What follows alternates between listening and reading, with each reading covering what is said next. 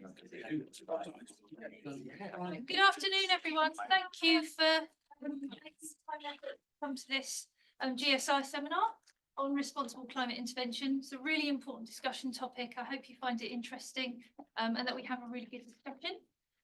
With that in mind, if you can keep questions till the end, we do have Peter here to facilitate the question and answer session at the end, or if there's a really burning question, you can pop it into the chat if you have your laptops with you, and we'll pick that up as we go along.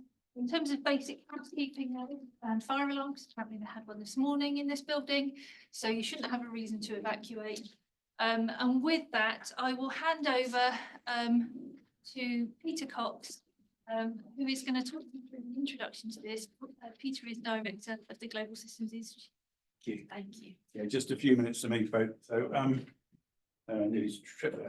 this is this whole area of responsible climate intervention, formerly called geoengineering, by the way, was something we got interested in from the beginning in the GSI, and it kind of went underground.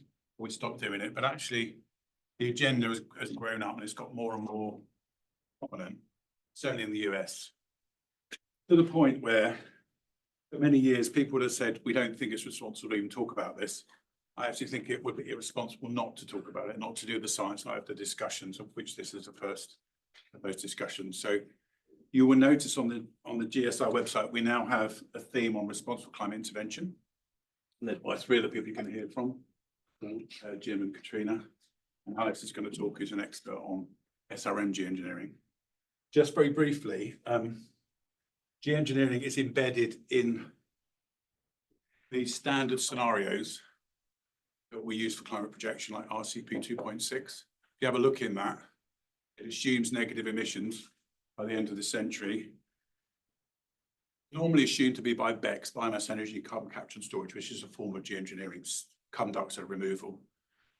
SRM, solar radiation management, we can hear about as well, has been around since Boudica, I suppose. Yeah. And was re-energized by Paul Crutzen, the Nobel Prize winning chemist in the early 2000s, when it looked like we weren't going to get climate change under control. And so now there are two things going on. One is people are thinking, we're not getting climate change under control, we need something else. And the other is that we're now aware of the fact that things can change quite abruptly in the system. We might want something as an emergency measure. So there are two reasons why we think about these things. The main thing is that we need to, well, as the GSI, we want to remove taboos and talk about things that need discussing. So this is one of those. So looking forward to your comments. I'm going to hand over first to Paul, I think. Yep.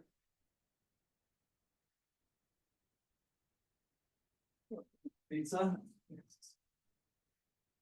Definitely as well. Okay, so I'm going to start by talking really about work we're doing in the TQO project with all these partners funded by various funders, which is a project all around green carbon dioxide removal, where we're actually implementing a solution, building a bit pilot plant, actually trying to do this. But I want to sort of step back a bit to sort of think a bit more, what have we learned from doing that? What we learned about the responsibility around doing it. And start to sort of think about some of the challenges as we move forward. So loads of people involved in this, lots of different organisations. I'll try and sort of name check people as we go through to highlight who has contributed where. So first of all, Peter's already touched on this. Why do we need carbon dioxide removal at all? Well, these are the emissions we've had so far over the last few decades. So we're getting towards some pretty big numbers. It's quite a challenge to think about how that goes from there to net zero. But the good news is, 80% of that we have the technology to address. So an awful lot of stuff can switch from an internal combustion engine to an electric motor, can switch from heat being generated from burning hydrocarbons to electrical resistive heating or heat pumps. But unfortunately, there is this, this little residual, just 10 gigatons, maybe 10, 12 gigatons of CO2 removal a year, that's required to then take us from what we know to how to decarbonise to actual net zero. And without net zero, climate keeps changing. So that is, that's the real challenge, hitting net zero. Of course, we're going to improve on this. We're going to develop solutions to tackle, long-haul aviation eventually, long-haul shipping maybe a bit sooner, short-haul aviation, maybe within the next couple of decades. So this kind of wedge that we don't know how to decarbonise is going to shrink through time, and it can also shrink through demand management. So, there's not much evidence that this is the way society goes. We normally, if there's more energy available, we make use of it. But it's possible we may also kind of reduce our overall demand for these things, which will obviously shrink this wedge because the percentage can stay the same, but the total demand reduces. However, if you look at this anyway, really, we get into a situation where we've done all we can to decarbonise, and that's really hard, right? Just because we've got the technology to switch stuff to, electric motors rather than combustion engines doesn't mean that it's a straightforward job and something we can do quickly. But once we've done all of that, we're still going to end up in this position as far as I can see. Because, even if we're not overshooting and recovering from an overshoot in CO2 emissions, we have a pretty good idea of what CO2 we've got left to emit before we have a 50-50 chance of breaching these sort of targets that we've made commitments towards. And essentially, this amount of carbon dioxide is the area under all these different red curves or these different blue curves to get to 1.5 or 2 degrees C of warming there. And you can see, they go pretty rapidly into this grey zone. So carbon dioxide removal is required even if we're, really, really, really quick at decarbonising. Then of course, carbon dioxide removal there is no other way to do it if we get into a situation where we've overshot the climate where we want to be and we need to pull things back towards that, I suppose, other than solar radiation management type approaches. But longer term, the solution has to be that we've removed that CO2 from the atmosphere. So, what are we looking at? We're looking at maybe sort of 10 to 30, 40% of our current positive emissions need to be negative emissions. And if we think about the infrastructure that we have on the planet that's emitting CO2 to the atmosphere, thinking about even just 10% of that being stuff that's sucking CO2 out of the atmosphere, this is an absolutely enormous engineering challenge to deliver on top of all the nature-based solutions that start to chip away at the removal that's required as well. So, the good news is that we've got lots of options for how we go about doing this. A lot of these nature-based solutions that have kind of fairly well developed, we know pretty well what we need to do in terms of tree planting in certain locations to remove certain amounts of CO2. Obviously, there are some challenges around verifying that completely, but we kind of know which direction we can put that stuff in. But because we're thinking about such large values in terms of the carbon dioxide removal that's required, actually, we need to be looking at the stuff that's got these dark blue boxes, both in terms of the mitigation potential, so how much carbon can ultimately be pulled from the atmosphere, and stuff that can be pulled from the atmosphere and stored for a long time. Because if you've got to do it 2, 3, 4 times sequentially, because it only stays out the atmosphere for 50 years, 100 years, whatever, your challenges become, you're increasing the total work that's required to be done. So high mitigation potential, high storage timescale are really, they're the ones that we should probably invest most effort trying to tackle. And if you look at all of these things, they're all the engineered solutions. So a really fundamental question is, are these even feasible? Can we do this stuff? It's easy to talk about and make pretty pictures on, perhaps build a pilot plant for something, but can these things actually get to scale? So I'm going to talk about that through the lens of this CCUR project, this ocean carbon dioxide removal work that we're doing. And we've been hitting lots of these challenges and thinking through lots of these questions. So I want to share a bit of that with you. So first question, actually fundamentally, does this work? I think one thing I've found through all of this, it's really, really useful always to go back to the fundamentals because you do hit barriers. And the simplest one is to say, well, if we need to remove the amount of CO2 we need to remove from the atmosphere, is there enough energy on the planet to do it? Can renewable energy actually deliver this? And you can look at the hardest limit, the most fundamental limit on CO2 removal. And essentially it's going from a high entropy state where you've got carbon dioxide mixed in with loads of other stuff, lots of disordered, molecules, to a much more ordered state where you've separated out the CO2 from the other stuff. So a really, really theoretical limit on where you could get to. But what you can do is calculate the energy required to do that. And per ton of CO2, it's about 120 kilowatt hours of energy, which is equivalent to you sitting in your electric shower for about 15 hours. So, it's a significant amount of energy, but to deal with the amount of CO2 you might emit flying across the, from the UK to the US, it's, that's a doable amount of energy. And you can then follow that through and think, missing a slide. What does that mean if we scale that up to the 10 gigatons a year that we might want to do? Well, it turns out it's about 15% of the renewable capacity we have on the planet at the moment. So it's fundamentally, theoretically, a doable, a solvable problem. The thing that makes this really hard is that the CO2 concentration in the atmosphere is so low.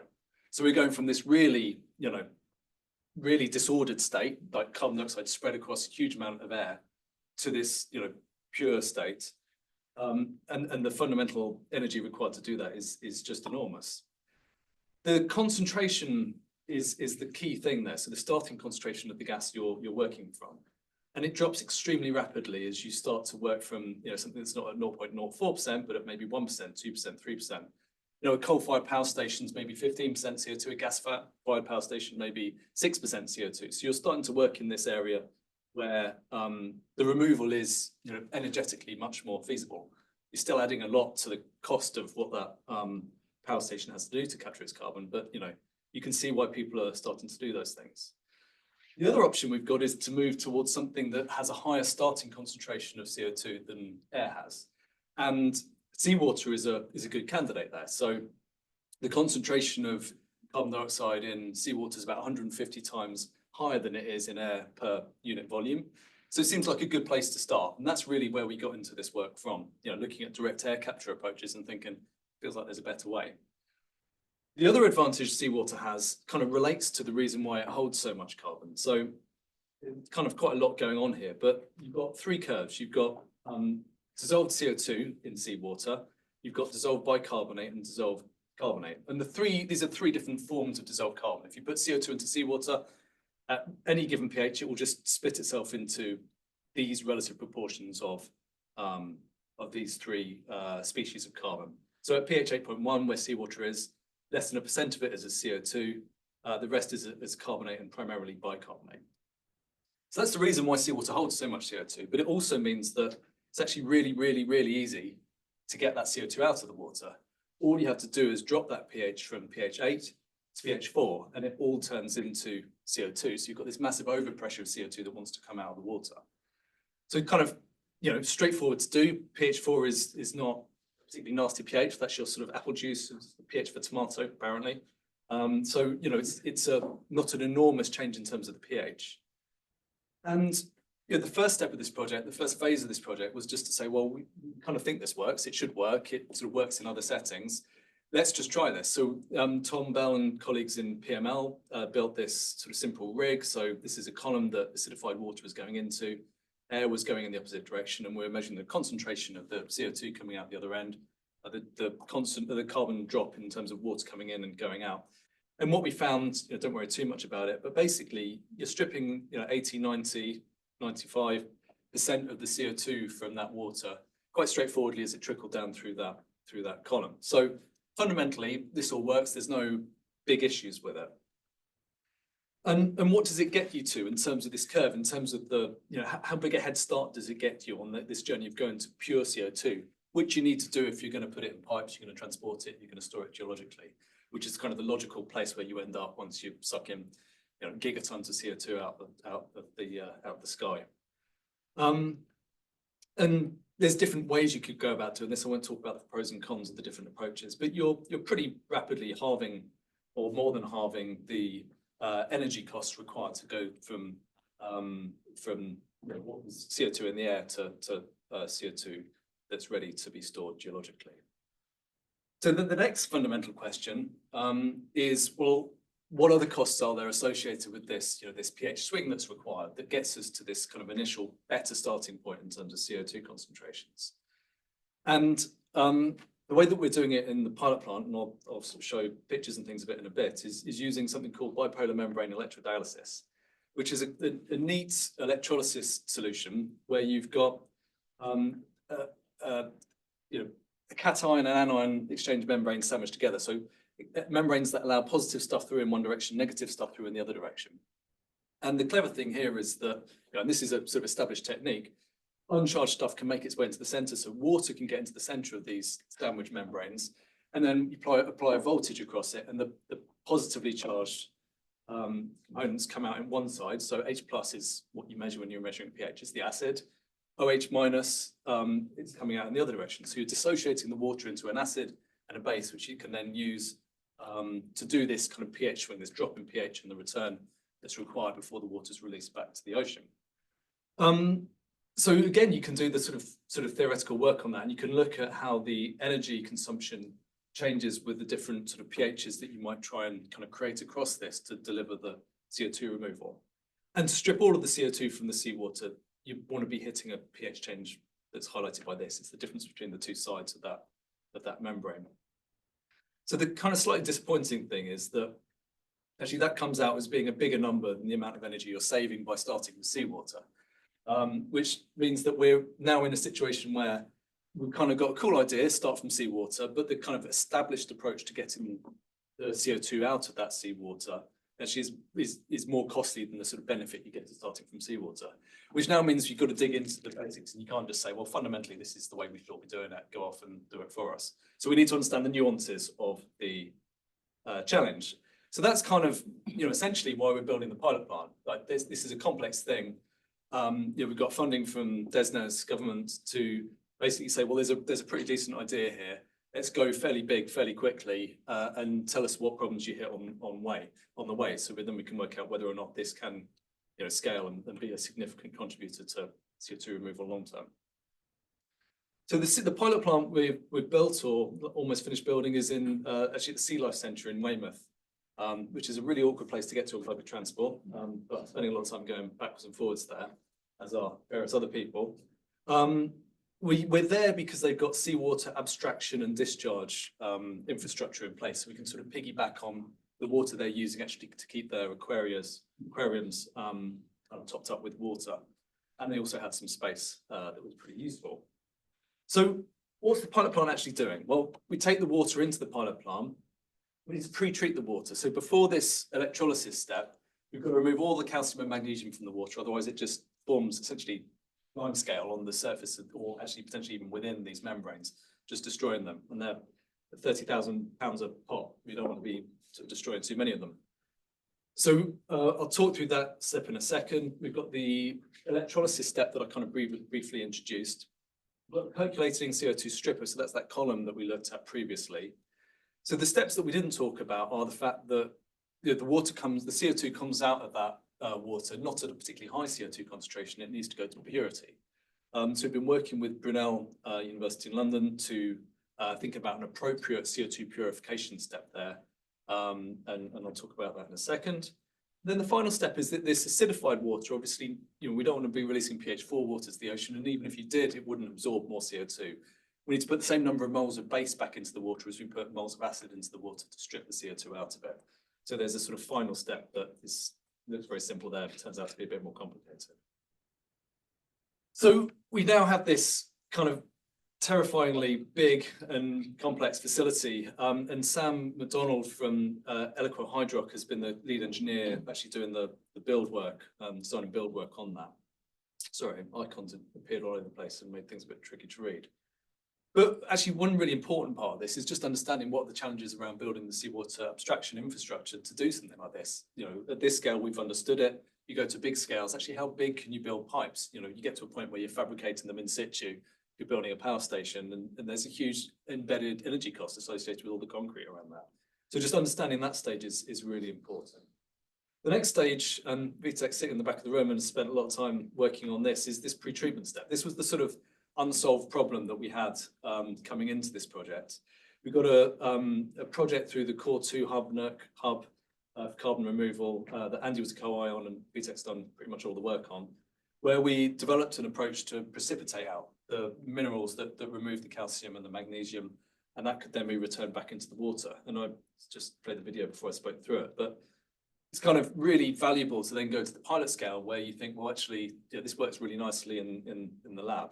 What does that look like in reality? Well, these are enormous, multi-cubic meter settlement tanks and mixing tanks that are required, which makes you sit back and think, well, if you're doing this at 1,000, 10,000 times larger scale, we need to be thinking about different ways to do this. Is precipitation the right option? What other things have we got available to us, even if there's a sort of energy hit associated with that? The electrolysis step, as I say, is a bit more established. It's not applied in this sort of space particularly. But we've actually just leased a unit from a company in the Czech Republic that we've been making use of. And 2 weeks ago, we switched that on. We used our pre-treated water and we generated our acid and base, and everything works well. So kind of that's all working kind of nicely. The seawater stripping component, well, we've gone from this nice sort of clear plastic tube to this enormous fabricated stainless steel unit here. We tested the hydraulics of it, and so the next week or so we'll actually be sort of using it to strip CO2 from seawater. So, you know, moving from something that just was mocked up in the lab to something that's had proper, you know, computational fluid dynamics kind of work around it to try and optimize it. So it'd be great to see where we get to in terms of the CO2 removal from that. And Tom Bell and Yanni Puter from PML are leading on that component of the work. The CO2 purification step's an interesting one. If you think about, you know, most of this work has been done for power stations. You know, and there you've got quite a dirty, hot gas. You know, here we've got a cold, very clean gas, but it's got a lot of moisture associated with it as well. So we kind of paired that up with an approach where you pump the sort of CO2 enriched gas over activated carbon. Here it's just sort of burnt husks of coconuts. The CO2 absorbs to the surface of those sort of carbon granules, and then you take those columns through a pressure swing. You drop into close to a vacuum. The CO2 comes off pure, and then you can recycle that process again. So this is the first time that we're aware of that this has been done at anything like this scale. It's kind of been done in lab scales before, and it works pretty nicely. Columns have all been built, everything's been put together, just trying to get some of the health and safety around the pressure vessels through the university, and we'll be able to commission that over the next few weeks. And then the final step is as I say, you've got to return the same amount of base to the water as you put acid in the water. And we're doing that through actually putting these minerals that we precipitated out of the water back into the water. So some sort of interesting challenges about how we get that all to dissolve and work smoothly that we'll be tackling again, you know, between now and Christmas. So I think in summary, you know, the lab work tells us that this technology can work. We've learned an awful lot about, you know, the fundamentals, an awful lot about the practicalities, and then started to think about some of the more complex things. You know, is there a supply chain out there that could allow this stuff to happen at large scales? You know, where does it all get to? But yeah, kind of an awful lot of learning happening as we commission it. So hopefully kind of start next year, we'll be in a good position to understand where this can go. And then the final thing I wanted to talk about, you know, the build of the pilot plant is kind of the dominant part of this project, but we're doing loads of work on other areas. So, you know, and these really to start thinking about this responsibility question. Apologies, it's been slightly cut off here. But loads of questions come up, you know, the social acceptability. You know, this is something we've not touched on in this project, but we really absolutely need to. And I suspect we're going to have a bit of a shock when we switch this on and make public announcements. There's going to be some kickback. And, you know, we're going to learn from that. There's the moral hazard question. You know, does actually just researching this alone disincentivize decarbonisation? And, you know, from talking to people in this field, in industry and in academia, you realise people working on these engineered carbon dioxide removal solutions, they're the people who realise quite how expensive and hard this is. And they're the people who are really doing more than anyone else to cut their carbon emissions back, because you can see it is definitely the icing on the cake. It's not the default solution to all of this. So I think there's a really important communications challenge. We need to get that message across to people and put some real numbers behind some of these things so people understand the true cost of it, rather than some of the numbers that perhaps come out of startups who have to paint an optimistic picture of what's going on. You know, there's questions around the opportunity cost of the consumed energy. You know, at the moment, energy shouldn't be going into this. It should be going into electric cars, you know, a much more efficient way to decarbonise society. So you've got to think about the balance of this within, you know, the full system. So really important questions there. And then we're doing some really interesting work with Green Futures on the regulatory aspects of this, working with all the regulators who look at the marine realm, what's possible, how it interacts with other industries, other activities that are going on at sea. And then the two things we're really focusing on the project more broadly are starting to understand those marine impacts and understanding the additionality of that removal. So, you know, are we just removing carbon that would have happened elsewhere, or are we fundamentally, you know, making a difference to atmospheric CO2 from this, which I kind of know the answer to for this approach, but we need to demonstrate it. I think I'm probably, how am I doing for time? I've been trying to fire through it because I realise I've got a couple of minutes. Okay, so the marine impacts work is really important. Because we're decarbonising this water, we're taking the carbonic acid out of the water. It's released into the sea with a high pH, and high pH water doesn't really happen naturally, particularly. So, whilst as that it mixes, and certainly as that absorbs CO2 from the atmosphere, it ultimately takes itself to a position where the chemistry of that water is identical to what came into the plant. We need to know in this, area downstream of the plant what the impacts of this could be.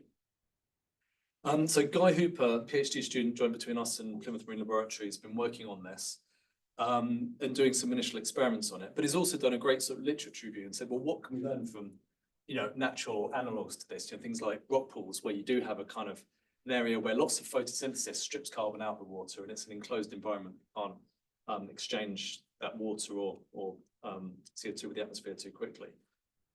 And it turns out, we perhaps can understand that, pH 9, 9.5 are where some sort of bad things start to happen, which guides us to the sort of scales you could reach or the levels of dilution required in these plants before the water is released. But he's also done some sort of acute toxicology type experiments to understand, what are the impacts if you were to do this and the water was to flush across the bay to somewhere where you've got shell fisheries.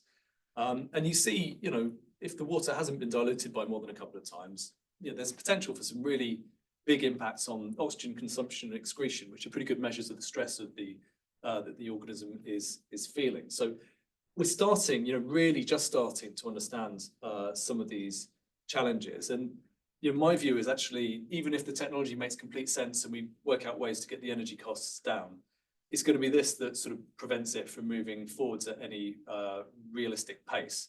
Because the way that the UK's permitting sort of environment works is that it's under the precautionary principle. So you have to prove that it's not going to have an impact before you can go forward and do it. And there's lots of work and really important work to understand all these marine carbon removal opportunities and how they link with the regulatory landscape.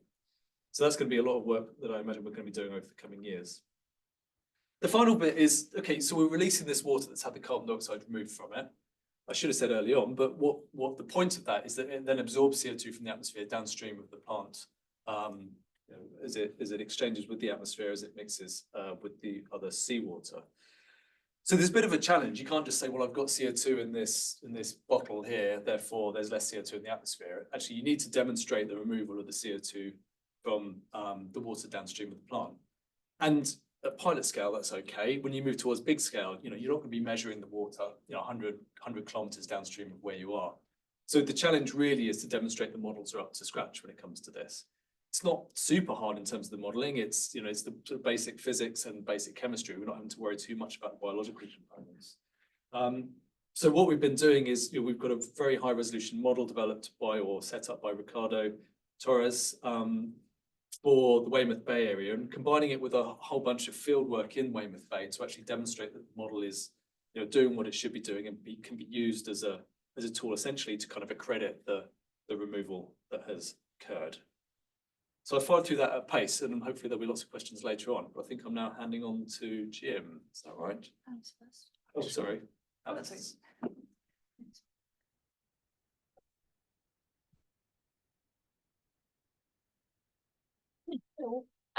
So I'm going to be moving us towards solar radiation modification.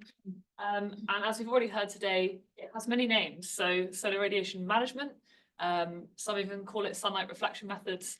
And there's one thing that we can agree on in this community is that we can't agree on what to call it. So I'm going to try and keep acronyms to a minimum, but I'll mostly be just saying solar radiation modification and stratospheric aerosol injection.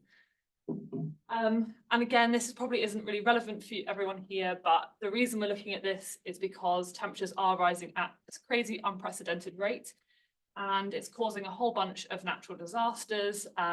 We've seen flooding and drought and forest fires, and a lot of recent research has suggested that this is all down to climate change, or a lot of it's down to climate change, and it's not going to get much better if we aren't reducing emissions and implementing strategies like CDR. But one of the issues is that temperatures now aren't going to get any cooler immediately or in the next few decades unless something was to immediately change that. And so if we did get to a point where a particular threshold was considered unacceptable, like what's an emergency measure that we could put in place to reduce temperatures. And so that's where we get to solar radiation modification. And there are a few methods that are quite commonly discussed, but generally we are sort of discussing the deliberate intervention into the climate system to counterbalance global warming, with the broad aim to reflect a portion of solar radiation back to space, which is going to cool the surface. So Jim's going to talk a bit more about marine cloud brightening, which is our first one at the bottom there. The next one being cirrus cloud thinning, actually not reflecting solar radiation. It's allowing more long wave radiation to escape, and it cools by that method. But the most sort of studied of these methods is stratospheric aerosol injection. And this is just a plot to show previously known as geoengineering techniques. And it includes CDR techniques as well as solar radiation modification. So we've got cloud seeding, aerosols, space mirrors. And this is just quite nice because it shows quite simply by different figures how good it is at cooling, how ready might it be, and how much it might cost. And then another report from, I think the same year, shows this in a slightly different way. We've got affordability on the x-axis, effectiveness on the y-axis, and then the size of the circle is how timely it is, if it's quick or slow to implement, and then the colour is how safe or unsafe it might be. So I guess in an ideal world, we'd be looking for something, a green dot, large green dot in the top right-hand corner. We don't have that because we don't have a magic technique to solve our problems, but in 2009, the Royal Society deemed stratospheric aerosol injection as being in this region. And that's kind of what we want to look at. Is that effect? Is it effective? Is it safe? And is it affordable? So we know it works because large volcanic eruptions often inject sulfur dioxide into the stratosphere. And observations have shown us that once SO2 is in the stratosphere, it oxidizes and forms this really reflexive aerosol. So after the last significant injection of SO2 from Mount Pinatubo in 1991, we saw about 0.5 degree cooling for about 1 or 2 years. And the reason it was only 1 or 2 years is because the aerosol falls out and the cooling effect ends. So the theory behind SAI is you could achieve the sustained global cooling through a deliberate injection of SO2 or sulfate aerosols. But how would we go about doing that? You could imagine a world in which temperatures are rising, unmitigated emissions, and we've decided we want to intervene with SO2 ever increasing to maintain a constant temperature. Whilst this doesn't sound like a very nice scenario for everyone here, it's really easy to model. Then you might say, okay, that's a lot of SO2 you're putting in every year. So maybe we'll just have a moderate reduction and we have this moving temperature target. Again, not ideal, but it's easy to model. So realistically, what we're thinking or what we're hoping for when we're thinking about SAI is it would be used in a peak shaving scenario. So you're reducing your emissions and you're removing carbon dioxide. So in the future, the temperature will go down, but it might take a while and it might reach a temperature limit that someone deems unacceptable. SO2 could be injected for a period of time and then phased out to try and maintain temperatures at a safe level, whatever you may decide that would be. Where would you inject?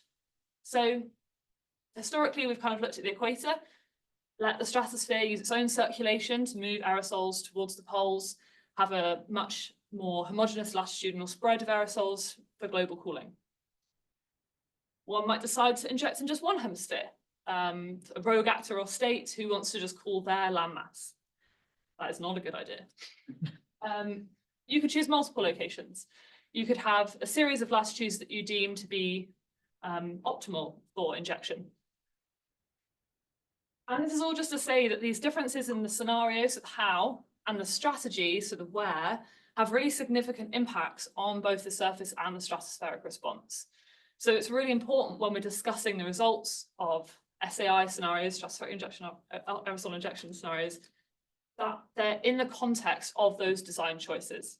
So for example, if we go back to that large reduction with a consistent temperature target, whilst that's easy to model, we see that actually that causes quite a lot of stratospheric heating below where those aerosols are injected due to the quantity of aerosols that are there. And that has detrimental impacts on stratospheric dynamics and on surface precipitation. Also, if we go back to that equatorial injection, whilst that's a great idea in terms of you inject in one location and you're done, actually what we see in some of the models is that the aerosols don't move towards the poles as effectively as one we might have thought. And we see this large reduction in precipitation across the tropics where you inject your aerosols. But if we made a more careful choice, this is the same scenario, so the same how, but a different where. We're injecting now at multiple locations, and we're seeing that actually we're offsetting some of those regional disparities in reduction of precipitation. We're still seeing significant reductions, but they're less regionally disparate. And a lot of early research, this is one of Jim's papers from 2013, showed that if you inject in one hemisphere, you shift precipitation patterns. And while that's what you'd argue is a pathological scenario, those sorts of research papers have shown us how better to design the simulations to understand better what the responses are to stratospheric aerosol injection. So for example, more recent research has said, okay, well, if we know that that's the response of a single hemispheric injection, could we mitigate the risks of a single hemispheric volcanic eruption, which causes potentially quite negative impacts, by balancing that? It's also led to just more societally relevant strategies. So we've had colleagues look at how to preserve the Arctic with high latitude injections. Also looking at things like what happens if we delay deployment versus if deployment was to happen in like 5 years. And none of that is to say that deployment would be a good idea, but it means that our research is coming from a place of scientific curiosity to actually how would this impact people. And also, I wanted to add another slide and I forgot, but there's also a whole bunch of research areas with SAI that are not covered and that need more work. So we want to understand how marine ecosystems might be impacted, or how extreme events or localized impact would be changed by different strategies, which is a big area of uncertainty. So there's still many open-ended questions, but I feel like we have moved now from the sort of scientific understanding of how it works to how can we sort of manage the details of a deployment method. And then I will hand over to Jim for marine cloud brightening.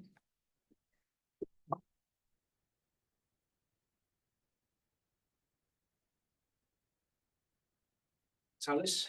So I'm going to take over and talk about marine cloud brightening from stratospheric aerosol injection. Just to say that there are quite a few natural analogues of marine cloud brightening that you can see, or maybe not. I shouldn't call them natural analogues because some of them are far from natural. One which is natural is the effusive volcanic eruptions. So we've talked about some explosive volcanic eruptions that inject sulfur dioxide up into the stratosphere. There's also things called effusive eruptions where you just have an opening up of a fissure like this one here, which was actually the Haluran or Bardabunga eruption in 2014, where there was a massive sort of volcano, a massive lava field of about 75 square kilometers that opened up in Iceland. I'll show you a few of the impacts of that a little bit later on. But what you also see is, or typically what's talked about when you're looking at an analog for marine cloud brightening is the one on the right, which is ship tracks. Now what's happening here is you've got the funnel of a ship that is emitting sulfur dioxide and particles. Those particles, the greater number of small particles leads to formation of cloud droplets. So you get a greater number of smaller cloud droplets, which are more reflective. So you end up with these stripes in the cloud, which are obviously changing the planetary albedo. The albedo of the planet is getting brighter. Bright albedo means that you're reflecting more sunlight back out to space and you're cooling the planet. Okay, so this is not a natural analog, but it is an analog. This one is a natural analog. This just shows really just to give you an appreciation of how you think how that is happening. If you have clouds with a, okay, so pretend you're a satellite and you're looking down on the ocean surface, blue. And then if you've got some cloud droplets above that, the cloud droplets might be 12 microns on the left or 6 microns on the right. I've kept the amount of the total volume of water the same in these. So you've got 8 times more cloud droplets on the right-hand side than you have on the left. So you've got 8 times the number of droplets, but they're smaller. Which one's brighter? Which one looks more white? Right. Yeah. So it's as simple as that, really. If you've got a larger number of small cloud droplets, you'll get a brighter cloud. Okay, so that's the sort of theory behind it. I'll just show you that does really happen. So here, this is a map, if you like, of the cloud droplet radius. So small droplets are in purple, and large droplets are in red. You can see almost all the droplets over the continent are small. That's because there's a lot of aerosols that are emitted anyway from anthropogenic stuff and plants, etc., vegetation. But you've got a lot of larger droplets that are appearing over the isolated areas of the ocean. Yeah. So this is cloud droplet, the size of the cloud droplets. So that's in 2000. If I just click through, each of these years, this is from satellite measurements, MODIS. If I click through this, you'll see, oh, well, there's a bit of variability. Tends to stay purple over the continental regions, tends to stay red over the sort of isolated and pristine areas of the Atlantic. There's obviously variability. Anyone who's dealt with climate has to deal with variability. Look what happens there. See what's happened? All of those that look in that box, bang, all gone purple. They've all gone small. And that is a consequence of the, and you can look at the reflected radiation. That's a consequence of this volcanic plume. This single volcano affected all of that, the whole of basically of the Atlantic Ocean. And so that sort of gives you some idea of, or some ideas that you could potentially mimic the impacts of these natural emissions, but using funky ships to aerosolize seawater. There's a funky ship. I think everyone will agree that's quite funky. That's a Flettner rotor kind of vessel that is sort of powered by wind, somehow magically injecting aerosol of the right size. And as I was mentioning earlier, these small number of droplets reflect more sunlight back out to space. So that's what that's supposed to, that arrow is bigger than that arrow in terms of the reflection of sunlight back out to space. So it can be done. We could potentially make clouds brighter. One of the big issues, though, with this kind of deployment is you can't rely on the stratosphere. With stratospheric aerosol injection that Alice was talking about, you get a lot of mixing and long lifetimes in the stratosphere. In the troposphere, you don't. Your aerosols will tend to last maybe a couple of weeks. So anything that you put into a particular box, and we've divided the boxes up here, and this is for 3 different climate models, 2 US models and and our UK model here. These red areas are the boxes that you're emitting into. So Northeast Pacific, Southeast Pacific, Southeast Atlantic, North Pacific, South Pacific, and Northern Ocean. And each one of those induces a particular response. Okay, and what I was actually the most surprising thing here, which is rather good in some ways, is that if you look at the patterns, so if you look across one of these, they're all basically the same. The magnitudes might be different, but the patterns of this is precipitation change are all the same. And that's quite remarkable in a lot of ways. It means that actually you do have a degree of predictability of what the. Can I just start? So this is the response to just injection there, isn't it, in each of these plots? Just in those red boxes, Very non-local, isn't it? isn't it? Yeah. Yeah. That's And of problematic, isn't it? What's that? It's a bit problematic. It's hideously problematic. So this paper just appeared, actually, it's now published, it was published last week. But the main thing, you know, if I blow one of these up, something like the Southeast Atlantic. Okay, so they're all doing the same thing. The patterns are the same, yeah? I think we can all agree that the patterns of precipitation change are the same. But they're pretty bad. Because look here. What's happening here is if you're putting aerosol in the Southeast Atlantic, you're inducing a drought over the Amazon. And all of the models do the same thing. There's actually some nice teleconnections that you can see this in. If there's some observational studies that look at the bright, actually it's the SST in the red box region and what's happening in terms of precipitation over Brazil. And so we think this is right. We think you should avoid these kind of performance, or certainly some of these.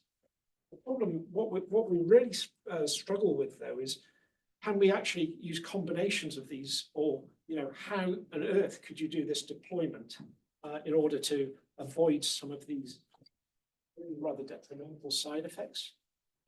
That's quite interesting, and that we have been doing some studies. We've been doing studies things on other things like the IMO shipping regulations is very interesting in terms of how much global warming did a very well-intentioned, the well-intentioned removal of sulfur from shipping fuel looks to have increased global warming by 3 to 5 years. Just let it on one thing like that, that's an interesting thing. So we've accelerated global warming, which is why we're seeing 2023 and 2024 being extremely warm. They're going to 2024 this year is going to go above the 1.5 degree target. Virtually certain. So I think that one of these things. Well, I haven't talked about many of these take-home messages, but we're not going to make the 1.5 degrees COP target. You'd have to be mad if you think we are. I think 2 degrees is going to be a real challenge.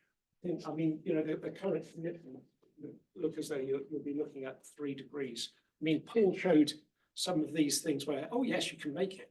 You try and make that in practice. We're in a pragmatic society. So we'll be lucky, I think, if we hit 3 degrees by 2100. 2 most prominent methods that we've looked at are stratospheric aerosol injection and marine cloud brightening. These are things that are available in the literature. We're very much at the forefront of modeling. Put that in red. Modeling. Okay, so this is looking at the research. This is researching the impacts, warts and all. And people say, well, you should not be looking at this. You should not be looking at this. This is a bad thing to be researching. I'm actually the person who's saying, look, these are the bad things that can happen. Okay, so objectively, you do not want people to. You need people who are looking at this in an objective way. Many of the University of Exeter publications show the perils and the pitfalls of solar radiation management, as well as how some of the benefits, if you like. An objective view, I think, is critical in presenting the science. And my lead on is the moral, ethical, and societal aspects need considering in combination with the science.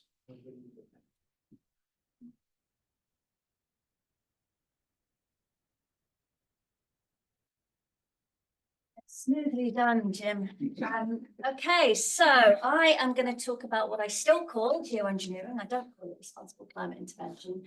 And I'm going to give you a really fast whistle-stop tour of some of the ethical questions and the work in this area that has been done. Before doing that, I want to start with a few words on what I think the right question to start with is. So very often when you're talking about the ethics and governance of geoengineering, you know, some people put their hand up and say, but should we do it, right? Is this something that we ought to be doing? That's what we came here to find out, you know. And here I'm drawing on reflections from my friend and colleague Stephen Gardner, who is a moral philosopher who I think has done more valuable work on the ethics of geoengineering than anybody else. If you're interested in this, go and look at his stuff. So he says the right question to start with is not that question, should we do it? Rather, it's what he calls the contextual question. And here's what the contextual question is. What should we do, ethically speaking, given that we have not and will continue not to do what we should be doing? Right, so what should we do, ethically speaking, given that we are not doing what we ought to, and we're going to continue to not do what we ought to, right? That's the reality of the context in which geoengineering proposals of whatever size and shape should be given ethical scrutiny. And the value of starting with the contextual question is it forces you to really take seriously the political, the economic, the social, the behavioral failings that have got us to the state we're in, okay, and to put questions about the ethics of geoengineering in that context. So I think that's really, really important, and it's a useful way to start to kind of you know, get some traction with some of these ethical questions about geoengineering. So in that spirit, I want to start by talking a little bit about carbon dioxide removal very broadly. And I want to highlight two worries from some recent work by Henry Shue in his book, The Pivotal Generation. So the first worry, I think, really sort of illustrates the value of the contextual question. And he identifies three potential purposes, reasons for which we might research and ultimately do carbon dioxide removal of whatever type. Two, he says, are at least potentially acceptable, given the context, right? We would have to know what that context is. What are the two acceptable or at least potentially acceptable types? That we undertake what he calls enhancement CDR. So we do this in addition to what we're doing and without stopping doing what we're doing with respect to removing with respect to mitigating and reducing greenhouse gas emissions. And the second one, which could complement this, is what he calls remedial CDR. So this is carbon dioxide removal, which is sort of backwards looking and attempts to make up for all of the historical failures to date that we know we have been guilty of collectively with respect to reducing our emissions. So potentially, he thinks is a really important place, and his bigger picture perspective here really is about climate justice. But he thinks that CDR, when it enhances existing mitigation efforts and potentially is a remedy for past failures, could play an ethically important role. And it might actually be required of us if we take our duties seriously. What he thinks is never acceptable is what he calls asset rescue carbon dioxide removal. And this would be the deployment of carbon dioxide removal techniques, which simply enables fossil fuel companies and their funders to not have to strand their assets, so to continue with their extractive activities.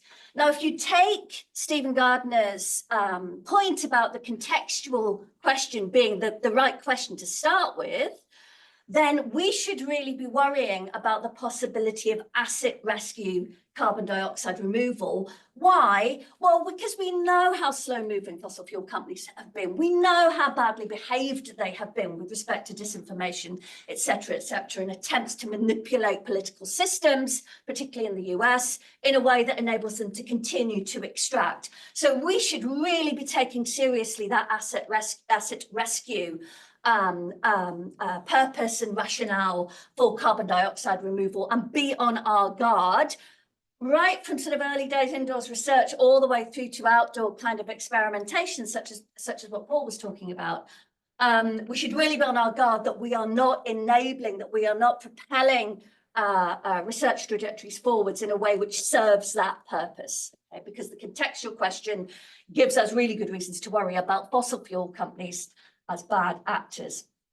So that's one set of worries, which I think is really useful, that way of carving up the territory that Henry Shue gives us. The second set of worries that he articulates, and I think he articulates really nicely, relates to mitigation deterrence, right? So Paul mentioned this briefly as well. And so the worry here is that possibly even by just researching carbon dioxide removal, that we might disincentivize in various ways mitigation efforts, and that we need to be on our guard for that. I think it's fair to say that the empirical evidence from the social sciences is kind of out on this. Some studies suggest that there is that disincentivizing effect. Some studies suggest that there isn't. Some studies suggest that actually there's what's come to be known as a reverse moral hazard, that actually if people come to know about the possibility of carbon dioxide removal or solar geoengineering, they'll be so horrified that they'll actually commit even harder to mitigation efforts, right? So actually you will incentivize going harder on mitigation than otherwise would have been the case. And there's a little bit of evidence around for that as well. So I think the jury's out. Nevertheless, from a moral point of view, from an ethical point of view, there is something that we need to be on our guard about here. And again, I think we can make sense of this using the contextual question. We know that our efforts on mitigation since the Rio summit have been powerless. We are failing repeatedly, COP after COP after COP. Things are worse and worse and worse. Part of that has to do with, I think, our short-termism politically and our unwillingness to think about what we might owe to the further future and non-human nature. Given that we know that about our own moral failings, we should be worried, I think, legitimately worried about what Shue calls half-hearted mitigation as a product of thinking, researching, doing carbon dioxide removal.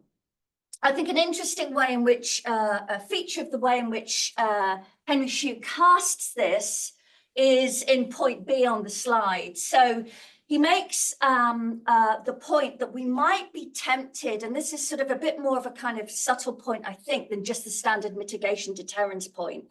The thought here is that we might be tempted to think, well, look, you know, let's research CDR really hard, let's fund CCure, let's really go for it, so that we know that, you know, in 10, 20, 30 years, we will have at our disposal a technology that enables us to suck out of the atmosphere or the sea emissions that we put up there right now. Okay, so we know that we will be able to use remedial, or we might think we know that we can use remedial carbon dioxide removal in the future, and that might give us a warrant for emitting more now. And there might be all sorts of ways in which we could kind of rationalize that to ourselves.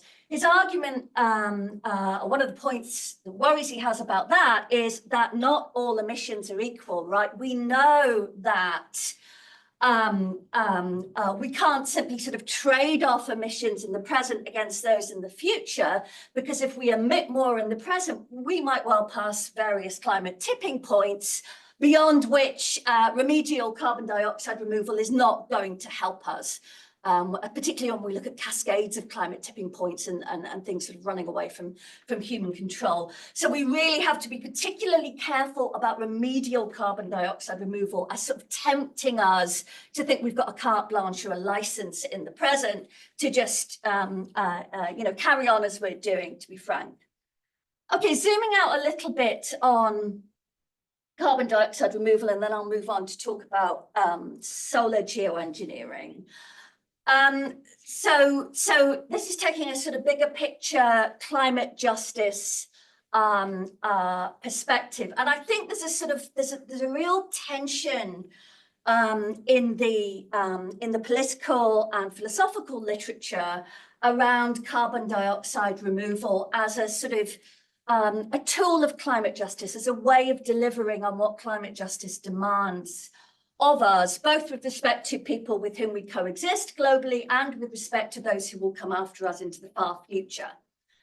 So on the one hand, regardless of what you think about what the details of climate justice might be, everybody agrees that what it requires is staying below 2 degrees, if not 1.5 degrees. Okay, although I agree with Jim that 1.5 degrees is probably gone. IPCC scenarios suggest to us that in order to deliver on that, we are going to need, in this case, that this slide is formed in terms of BECCS, and it would be very interesting actually to talk about CECUR in the context of this particular justice challenge and to see whether it's vulnerable in the way that BECCS is. But if we just focus on BECCS as a type of carbon dioxide removal, it looks like climate justice requires carbon dioxide removal, requires BECCS, because we can't hit those climate targets without it, okay? On the other hand, however, we also think, anybody who cares about climate justice thinks that it requires respect for people's basic rights, people in the present and people into the far future. Basic rights, again, drawing on Henry Shu's work, are, he calls basic rights the morality of the depths. They're the rights without which no other rights have value. So these are really fundamental rights that, if you like, speak to our needs for nutrition, for shelter, for water, for land, for connection with land and home, perhaps even. And there's a set of worries which are also generated by caring about climate justice, which relate to the protection of those basic rights. So if you look at BECCS in particular, and you look at the kind of way in which it impacts on the availability of different types of resources to have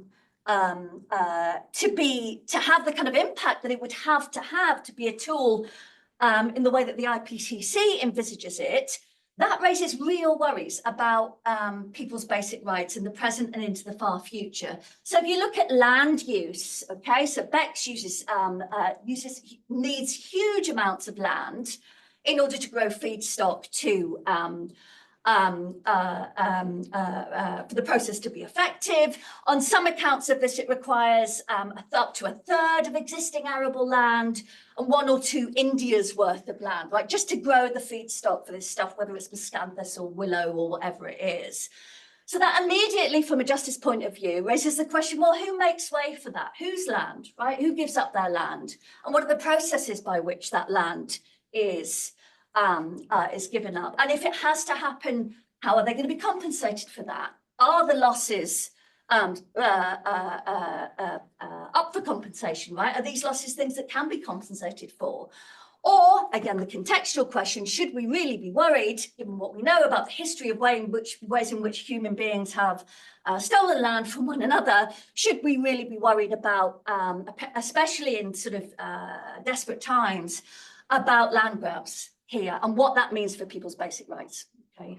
There are similar sets of worries about water and nutrients. I'm not going to go through the details of all of those, but again, take the contextual question seriously. We should be worried here about the way in which people are going to behave, given how we know they've behaved up until now. There are additional worries here. I think you can expand these beyond water and land. You can talk about sovereignty. You could talk about biodiversity as something of value in itself, but also its impacts on human beings. You could talk about development-induced displacement and resettlement, and there's a very large literature on that as well. All of these things, I think, can be brought back and framed in terms of basic rights, and so cast in terms of a concern for climate justice. So we've got this balancing act. Well, not balancing act. There's a tension, I think, in the literature on CDR in the sort of climate justice domain. Okay, let me move on quickly to talk about. How am I doing for time? All right. Yeah. Good. So talk about solar geoengineering, and I think there are now a really good, well, I say good, that there's a wide variety of, I think, recognizably ethical arguments for researching, certainly for researching solar geoengineering, and sometimes these arguments have a kind of reach all the way through to large-scale outdoor experimentation, and maybe at this sort of at the fringes for actual kind of permanent, well, deliberate long-term deployment. So what are these arguments? I don't pretend this is an exhaustive list of them, but I think they are all recognizably ethical arguments. So I think Alice had on her slide the argument from peak shaving. So the idea here is that we could do a deployment which it would enable us to kind of shave the peak of temperature rise and give more time for mitigation and for carbon dioxide removal. So what we don't have, the argument here, in part is time to kind of scale up and build out carbon dioxide removal techniques in the way that we need to, if we're going to stay below whatever temperature target it is. And SRM could buy us that time, right? So by shaving the peak of temperature rises in a way that averts some of the worst climate impacts of that, particularly on the world's most vulnerable people. Another argument, and I think this is probably something that everybody who works in this space is very, very familiar with, is just the sort of desperate times called for desperate measures. The state that we're in, COP after COP after COP of misery and failure, I think has led a number of people actually to move from being sort of at best sort of silent on solar geoengineering to the sort of, no, we really do need to be researching this right now camp, because we are failing so badly on mitigation. There are claims that SRM, solar geoengineering, could be cheap relative to aggressive mitigation. I have to put my cards on the table. I don't believe those claims because I don't think anybody really knows actually how much this would cost. And how much aggressive mitigation actually would cost. So I think these comparisons are not helpful. Other arguments related to, in particular, global justice and protecting the world's poorest people. So there are arguments by David Keith and Josh Horton in the literature that we could deploy in a way which is potentially regionally specific and could enable and support the adaptation of the world's most vulnerable people in a way that delivers on respect for their basic rights, which is at the heart of thinking about climate justice. And if we could do that, then that's in itself enough of a reason for at least accelerating research.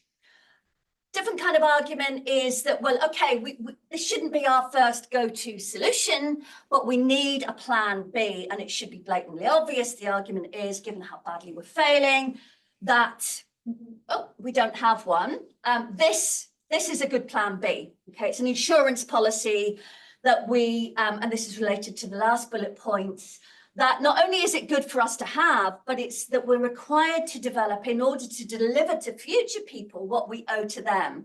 So this is referred to by Steve Gardner as the arm the future argument, that because we owe duties to future people, possibly into the far future, we are required right now in the present to start working on this technology, to at least start researching it properly, so that we can at least give them the choice in the future. If, contextual question, we continue to fail as we have been doing, they are in really dire climate straits in the future. If we don't deliver to them this technology, we are not doing doing right by them. Okay, we're not performing our duties towards them.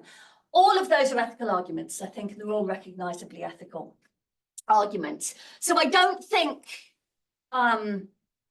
it's the case that people who work on the ethics and the governance and the politics of solar geoengineering all kind of reject those arguments and assume that anybody who wants to do research is somehow you know, a kind of Dr. Evil character. That is, I mean, there are some people who think that, like there is a block of social scientists who've produced a non-use agreement, which has gained a sort of number of signatures, who I think are much more skeptical about even talking about solar geoengineering and talking with people who research it.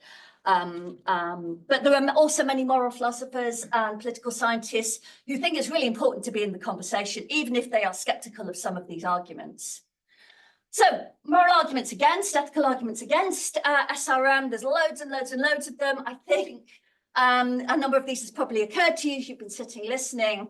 The two that I personally have engaged with the most are, first of all, worries about lock-in. This is sometimes referred to as the slippery slope argument. So this is a very familiar phenomenon whereby technologies which are in fact suboptimal or potentially dangerous become locked in as a result of aspects of various sort of socio-technical systems within which those technologies emerge and start to develop. So the kind of hackneyed example you get is the QWERTY keyboard, right? That is not an efficiently laid out keyboard.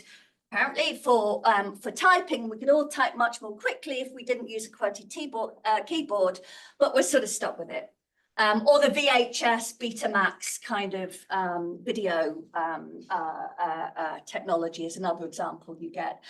So there is an argument here, I think, for, again, the contextual question, but really, really being very careful in doing research on solar geoengineering, that we are not, as I put it in my work on this, sleepwalking into lock-in, that we are not enabling the acceleration of research into this technology, which might mean that we end up in a position in which the potential competitors, either other forms of solar radiation management or emissions reduction, or even carbon dioxide removal, have sort of fallen away and have not received the funding, the attention, the resource, the political will that they need. So I think we really need to be attending to how lock-in happens and what the signs of lock-in might be in this particular domain, and design our research governance recommendations and structures and institutions to try and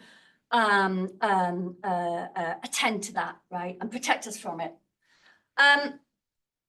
The other thing that I've personally been most interested in is this sort of utopian political thinking that is, yeah, I'll finish in a second, that surrounds some work on solar geoengineering. So I think there is, you know, if you take the contextual question, what should we do given that we're failing and we're going to continue to fail? We know our political institutions have not, economic institutions, cultural institutions, forms of social organization have not been up to the task of mitigation, right? When we know what we need to do, we are still not doing it. Given that, why should we have optimism that our current institutions, as they are going to do any better in the space of solar geoengineering? Okay. Surely, if we want to take seriously solar geoengineering as from an ethical point of view, what we really need to be thinking about at the same time is what do we need to change in our political, economic, legal, cultural, social institutions and forms of organization that would enable this or protect us against the worst possible kind of outcomes of accelerated research into this. There's more to say, but I've got no time, so I'll stop. Thank you.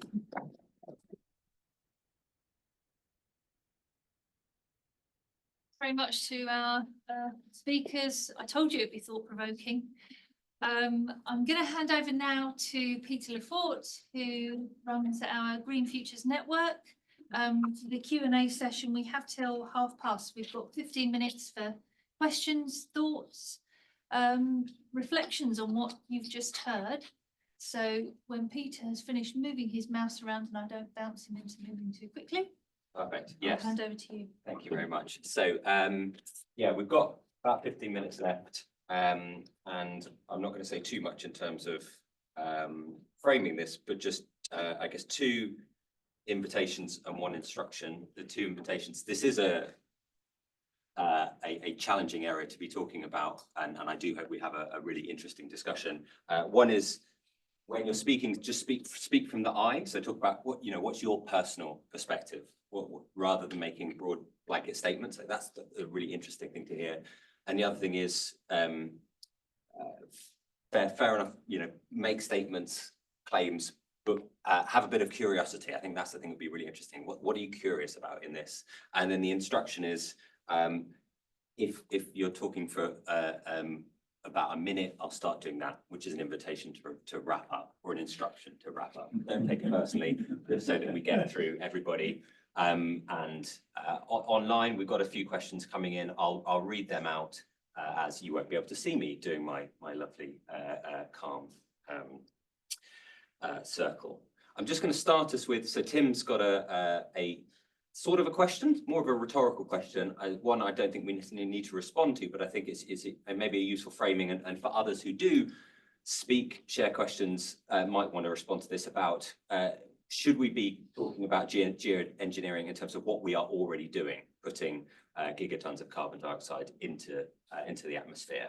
So I'll keep an eye on the questions in the chat as well, so do keep those coming through.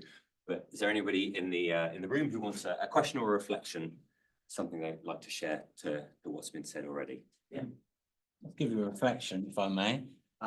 Terrifying, fascinating, but terrifying. It seems to me, we're on the brink of civilization collapse, extinction, whatever, unless we do more. But it seems to me, whilst I absolutely agree we should explore everything and think the unthinkable, we need to, it's not always about the facts. What will win the argument is the story. I think we've seen that with Brexit, Johnson, Trump. It's the story that wins. Thank you very much. So we can have, if there are questions, we can do that back and forth, but otherwise just a discussion. So feel free to respond to what's been said, or anything that came up in the presentations. Anyone else got anything? Yeah. Just, Tim Malone's point, excuse me, Pete. It's an interesting one, isn't it? But it feels like as soon as you do something deliberately, the burden of proof is much larger. So, as soon as you're going to be trying to do something, then the consequences of it, the unintended consequences, become really significant, and you don't get away with it in the same sort of way. But if it's an accidental thing, like we had an industrial revolution, we didn't know CO2 was going to be bad. You can't blame us for that, and you might even carry on doing it for a long time, which was going on. But as soon as you say I'm going to do something else, then the side effects become absolutely in focus, quite rightly so. So it feels to me like accidental geoengineering isn't geoengineering at all. Thank you. Tim and others online, feel free to respond to that if that brings up any other thoughts. Anyone else? Yeah, I've got a brief statement and then a question. So the first statement is, back in 2015, I used to have unicorns, and I thought that politicians would act, and then we start bringing in geoengineering later on to draw down, and over the next century bring us back to where we used to be. I now live in the real world, and it's possibly a silly question because we're talking about the costs and the sheer scale of this effort. But what are the risks of a rogue nation, some lunatic like Trump, deciding that they're going to start spraying stuff in the stratosphere or wherever? Is any work being done on stuff like that? Yeah, so great to hear from our speakers, but also if anybody else has a response to that as well, because that's I think it'd be great to get some different perspectives on that. But yes, there is work being done on that. A paper actually has recently come out about game theory of what nation is likely to be a rogue state for SAIs particularly. Financially, it's not I mean, obviously we don't know specific numbers for how much SAI would cost, but financially, it's not really feasible for like Elon Musk to do it on his own. It would most likely be a government. And from that game theory, they sort of determined like what nations financially are capable of doing it, what are their political interests. So from a point of view of if the UK were to do it, would they be afraid of other nations retaliating if it went badly, or vice versa, like nations actually supporting that and joining in if it went well? And would that make them not do it, or would that make them do it? And they basically ended up like there's only a handful of nations that could do it on their own, and even fewer nations that would be comfortable doing it in case of retaliation.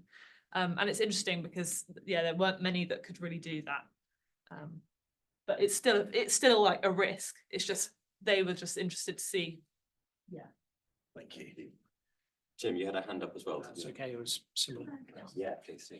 Yeah, I mean, I think that's really interesting. I think we need to take the possibility seriously, but of course, game theory assumes things about rationality and rational actors in the international realm. And I think those, again, the contextual question, right? I mean, we have plenty of reason to ditch that assumption and to look at other, from a game theory point of view, reasons and rationales for doing this, which look completely irrational, but nevertheless might motivate a rogue deployment.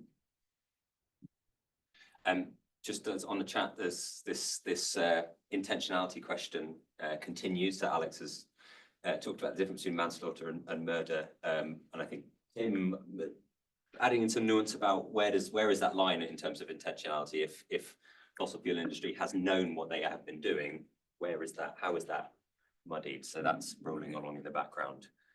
Any other reflections, questions? So I think there is a real issue of weaponization. You mentioned it, Katrina, as well, and therefore defence services are interested in this as a threat. The stuff that Alice spoke about that Jim did basically implies that, for example, you can move the intertropical convergence zone by where you inject sulfur aerosol in the northern hemisphere or the southern hemisphere, so you can dry out places or make places wet in principle. So I think there is an issue with this, especially with SAI, because it's so large scale. Yeah. Just to add to that, it's not actually, in principle, because there's been some observations of high latitude volcanoes that have injected just to the northern hemisphere. Yeah. And that one led to massive drought across Africa. So the eruption of Katmai in 1913 led to a record low flow in the Nile and the Niger, both at the same time. Interestingly enough, it was also, the year after that was also the only year without a North Atlantic hurricane. Wow. So that's also something that is impacted. So the hurricane frequency. So, you look at that one and you go, well, the Americans might actually not want North Atlantic hurricanes smashing into them and causing a tremendous amount of damage. But if they did do that, then they'd condemn the Sahelian population to devastating drought, and vice versa if you inject in the southern hemisphere. So it's interesting, and those things do seem to hold up in observations as well as in the models. Do you have a question before? Oh, it's just, I was intrigued by the use of we and our in a lot of the ethical discussions, because obviously this is a global problem, and a lot of the big petrostates kind of do what they want. And so we have people doing things that are not really part of the kind of Western system that we profess to have some sway in. And it is a challenge, because in a way, like geoengineering can be argued as something you might have to counteract some rogue petrostate just pumping and burning stuff all they want and ignoring everything you said. So it could be a mitigation measure to make up for somebody else's bad action who has no interest in listening to you. Sure. Self-defense, maybe. Yeah. And so for everyone else, particularly people we haven't heard from already, what are these questions, these reflections doing to how you feel about this and your curiosity and level of confidence with speaking about this, or sort of fundamental things that you feel like you would need to understand more? Any other reflections or questions? I suppose my concern is, and I'd be interested to hear from people who research it, is like, in terms of like safeguarding, like where do you think the limit is between an intellectual exercise and you know, like kind of when the box is open and you can't get it back in anymore, and I don't know, I'm just kind of thinking in terms of like example scientific developments where, you know, and it's not the same thing, but say, you know, the development of the atomic bomb went from a group of people who were interested in it as an exercise to people then who helped to make it and said scientists should be able to stop this, and then it gets to the point where government says, well, you've done it now, we're going to use it as we see fit, and is this a kind of situation where you think that the scientific community should be willing to say at a certain point, you know, the evidence is against it, now you need to listen to us and not do it, or is it not like that at all? Is that like an incorrect framing? I think, can I answer on that one? I think scientists are generally well-intentioned. Yeah. And a bit naive, including myself. I mean, one of the reasons that we did that hemispheric asymmetry study was people were saying, well, actually, we can cool the northern hemisphere. All we've got to do is put sulfur dioxide in plain exhaust. So, you know, people were seriously thinking about this 10 or 15 years ago, saying, well, we can cool the northern hemisphere. All we've got to do is bung some sulfur, additional sulfur into the fuel that you would cool the northern hemisphere with the traditional fleet that you've got now. But you would also induce potentially at sufficient magnitude catastrophic drought on the Sahelian population. So that was one of the things that we did in order to stop this sort of like runaway of, oh, this will be all right. So, you know, that was one of the reasons we did that. So I'm hoping that I'm putting myself down as a gallant scientist heading off those evil people. Do that. You could try. I mean, talking more from the CDR space than the SRM space, but a lot of this stuff is being done by startups who, you know, are often very, very well intentioned, but essentially their mortgage is on the line if they don't get the next round of funding and it doesn't come along, which does change your perspective on things. So I think, you know, when arguably we should just not stop as researchers, we should be kind of actually pushing further and further and further into perhaps what's traditionally industrial space to be able to be the honest brokers in some of this stuff, and hopefully shut down some of the bad ideas quickly and, you know, help the industry progress, as well as, you know, being able to generate new ideas as well. So maybe there's another session on what does it mean for the university to stay in that space of an honest broker? What are the risks of that as well? But I think we are pretty much at time. Definitely, is there a final slide on the link to the website? Is that... I sent something, Terry. I don't know whether we've got it up. It's on the, yep. It's a link there, but if you search online responsible climate interventions, there's a page on the Green Futures Solutions. On the Global Systems Institute web page, GSI web page, and thanks again to everyone for contributing, to our speakers in particular for putting up with my relentless nagging for their slides and presenting today. Also, big thanks to Harry who put these slides together for me, and to Anne who organised today, and Peter, who I think actually has been incredibly brave in a lot of this, in actually putting this forward and giving it the oxygen of discussion and light. It's really, really important. I completely take the point that actually it is terrifying, the progress we're making towards some of these climate targets or not, and what that may or may not give the more unscrupulous license to do. I think it's really, really important that we discuss it and that we do our research in the university. But thanks for everyone. Thank you.